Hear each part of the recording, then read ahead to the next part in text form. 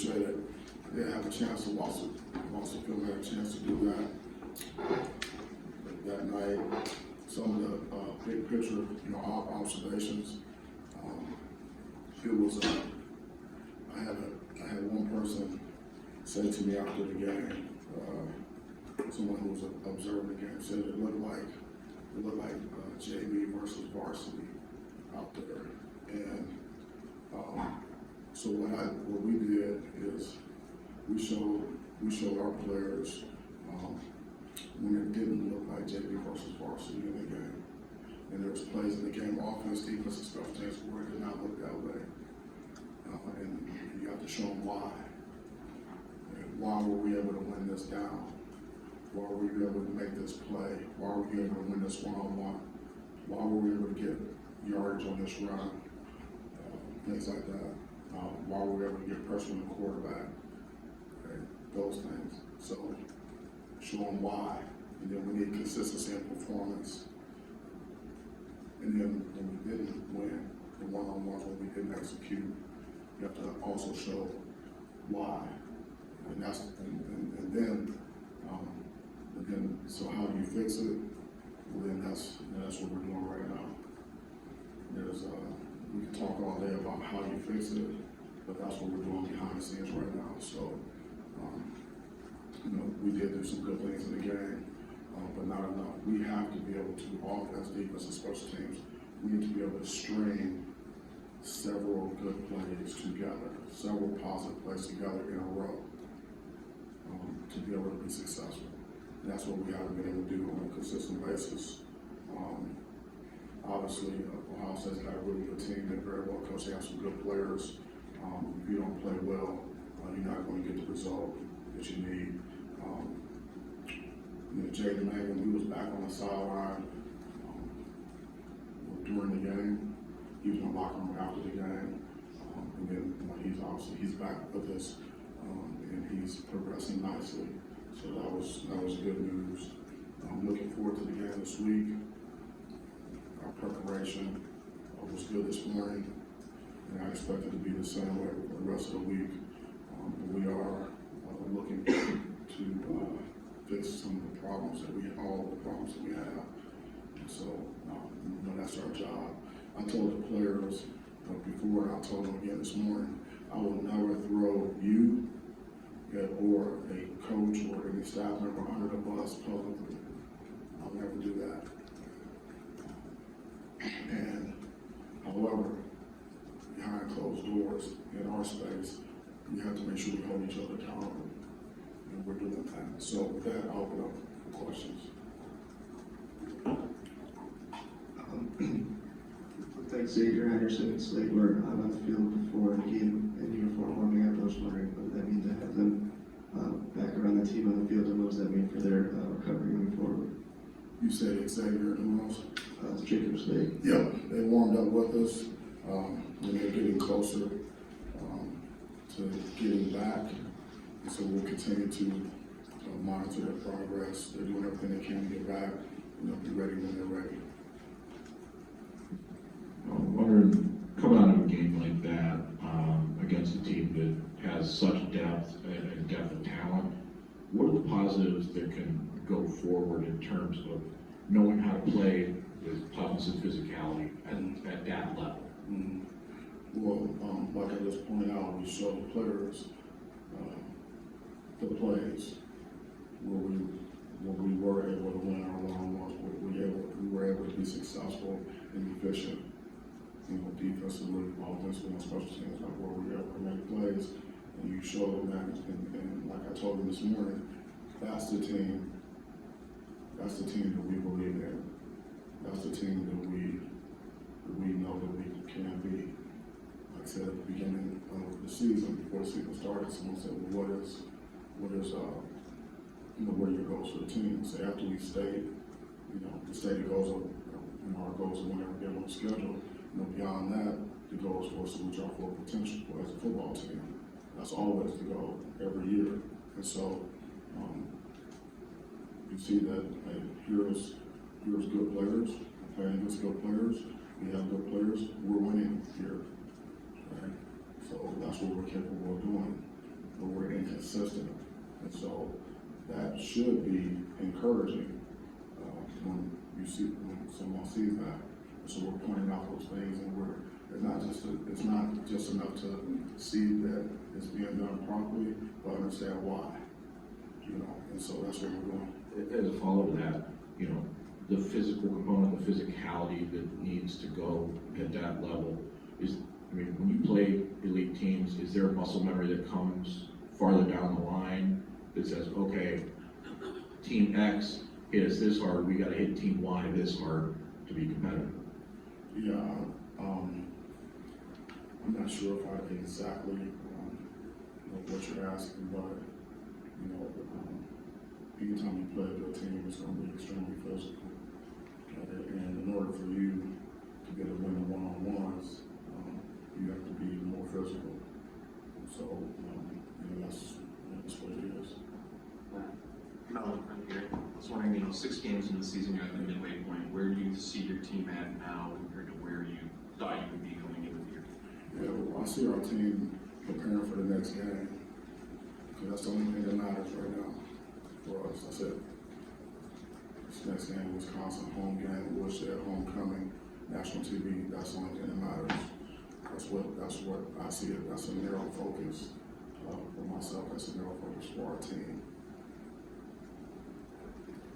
Mel, I know you had a lot of other things to look at Saturday afternoon, but when you stand on the sideline and you gaze across to the east and all you see is scarlet in the second half and you hear the OHIO, what's going through your mind and what do you say to the fans that left? I really actually don't notice that. I'm down into the game. It may be being brought to my attention now, maybe after the game. So, you want to know how I feel about it?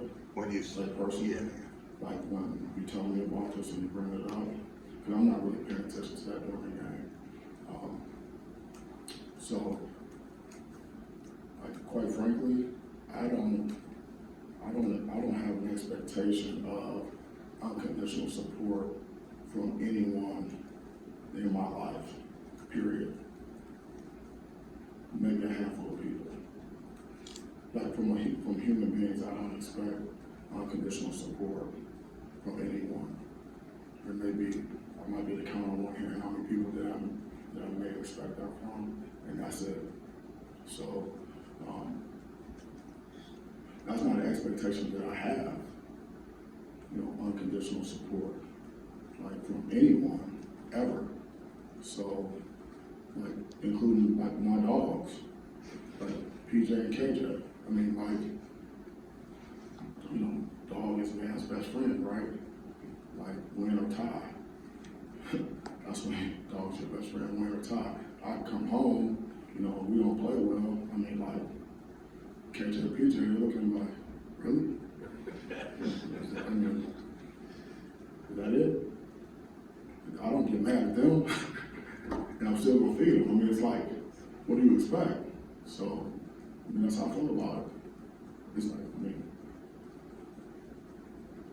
how am I supposed to feel about it? Like, what do I say to the fans? I mean, we need to play better football so you can be proud, and so that the great football out there that you expect, and then we'll get more of what we want from our fans. Is that what you mean when you said it's performance-based business? Kind of you get what you deserve with that? Well, I mean, it is a performance-based business.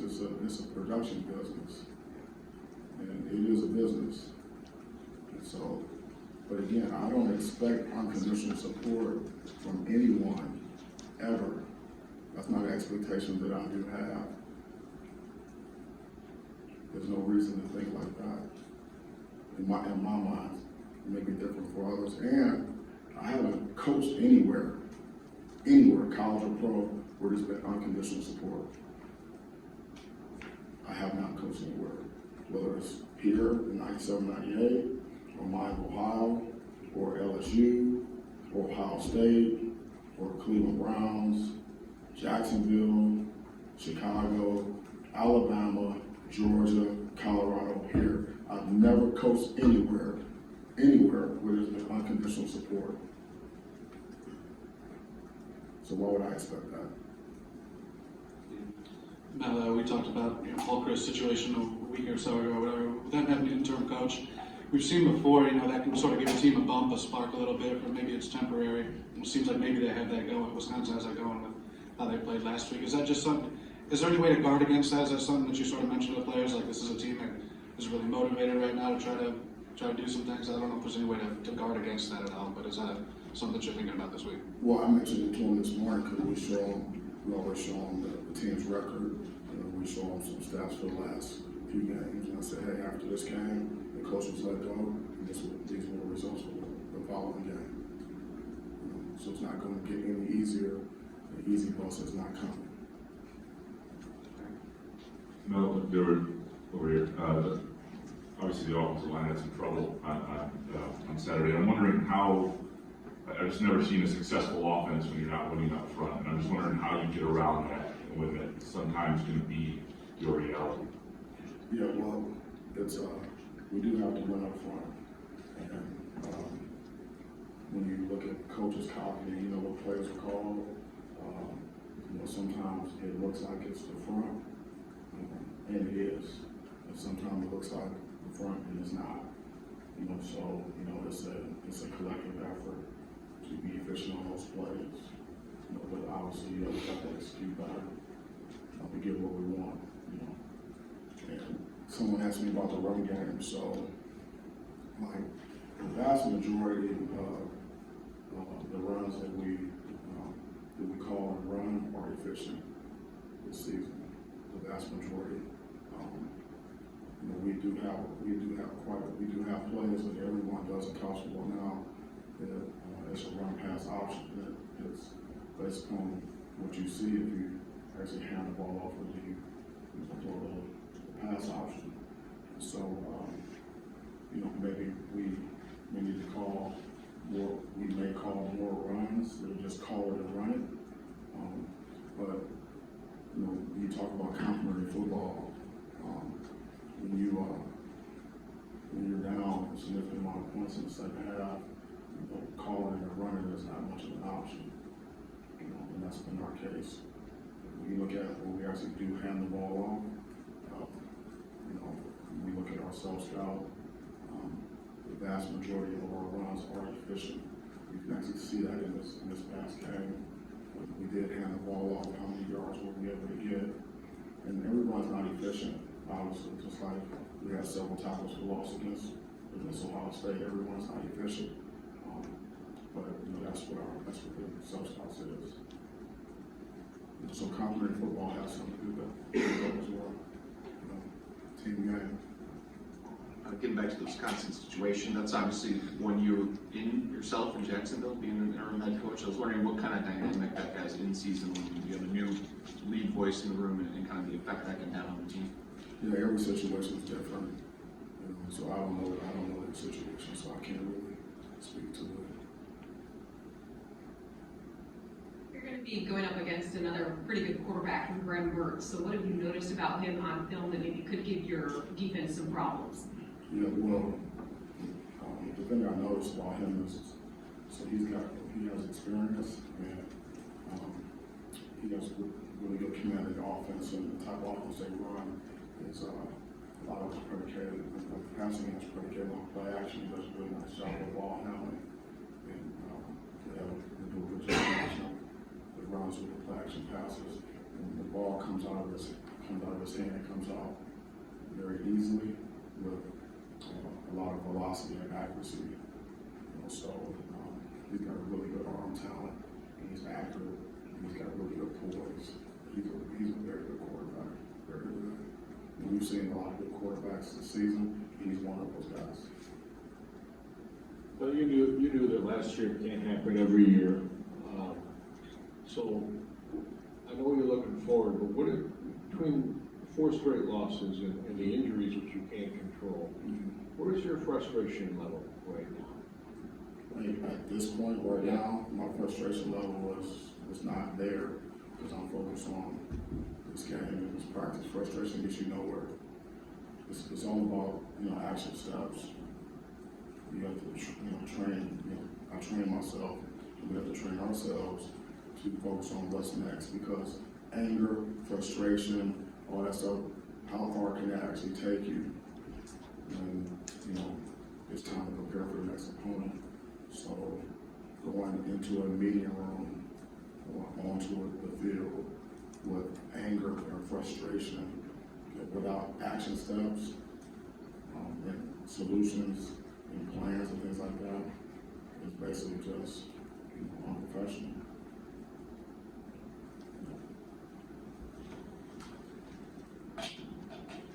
Is there what you see from their running back? I think he's like 10, 11th in the nation in rushing, Braylon Allen. Just the challenge he presents for you guys to go indoors.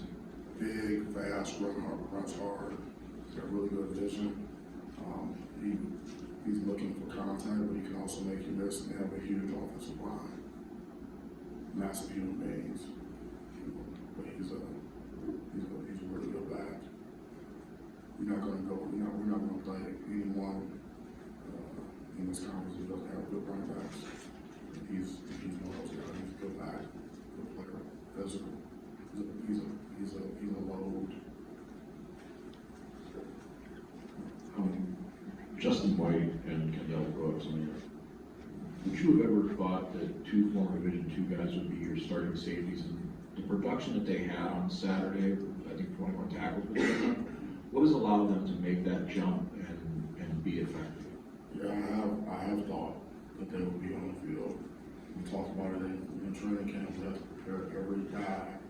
We're coaching every single player, including walk-ons, to be ready to go in the game. I've said that several times over and over and over again. And we present to our players, you're only one play away. You know, you could be, you know, you're one play away, and next thing you know, you're a two. And next thing you know, you're another play away, next thing you know, you're starting. You know, and that's because football is, again, you know, injuries are part of the game.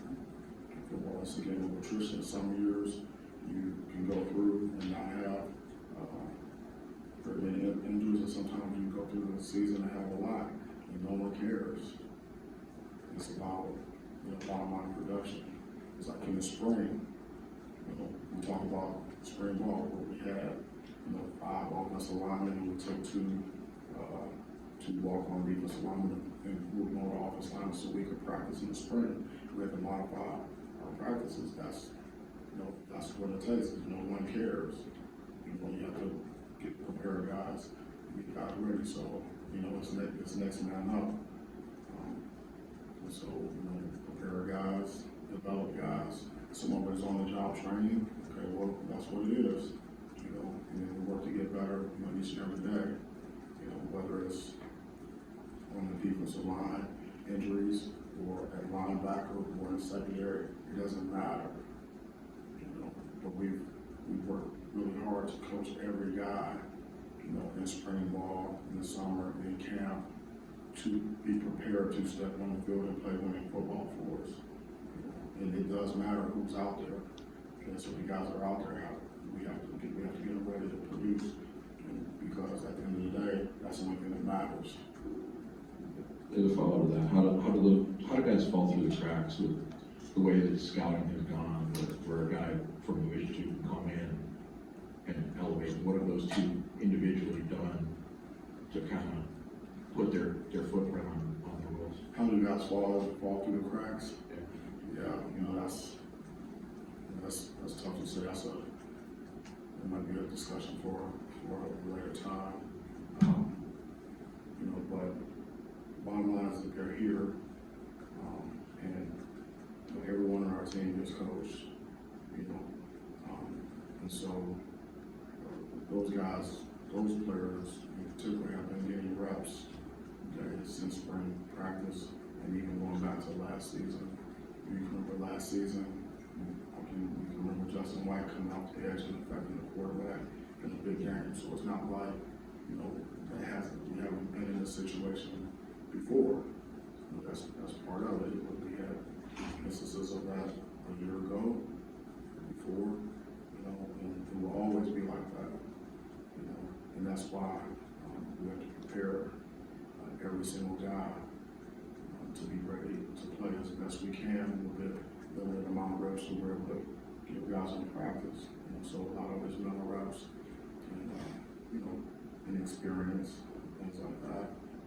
having confidence and having the discipline to do your job on a consistent basis.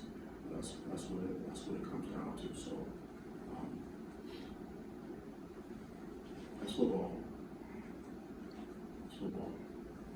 I know you got a lot that you're focused on right now, and I know coaching probably takes some of those feelings away. But just being a Wisconsin graduate and coaching against them for the first time, do you think seeing them out on the field, that helmet, those uniforms, will that bring any sentimentality out for you? And do you have any stories or memories, particularly of coming to this building to play as a player? No, it doesn't. At this point, it doesn't. It doesn't really factor into what I'm doing today. So it's just a different mindset for me, as a coach, preparing the team and things like that. It's standard over feelings, like what needs to be done. It's not about emotion or any of that reminiscing or anything like that. There's a time and a place for that, but not right now. It doesn't factor in. I was wondering about the kicking game in particular, and special teams. Obviously Hank was out, the long snapper, but gone back and forth the kickers a little bit, still not seeing the success you want. Is this something where you just kind of keep trying guys in game, or obviously you're evaluating them in the week too, but how are you approaching this with the kickers? Yeah, Donovan did a really nice job stepping in, last minute and being pressed into duty. He wasn't expecting to start that game, it was a long start. He did a nice job in there. And so, we've identified some things, behind the scenes in our operation that, some we think help our situation. So we're working on those things right now. Just to follow up, clarify the young man that went down Langdon, I know he's back, does he have a football future, Langdon? Yeah, whoever went down, does he have a football future? Does he have a football? Yeah, is there anything long term, is he gonna be able to play football? He's progressing nicely. I don't have any information about anything that would be career ending. So you don't know yet? Pardon me? You don't know yet?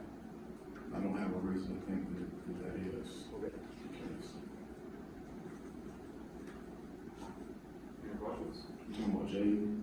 Yeah.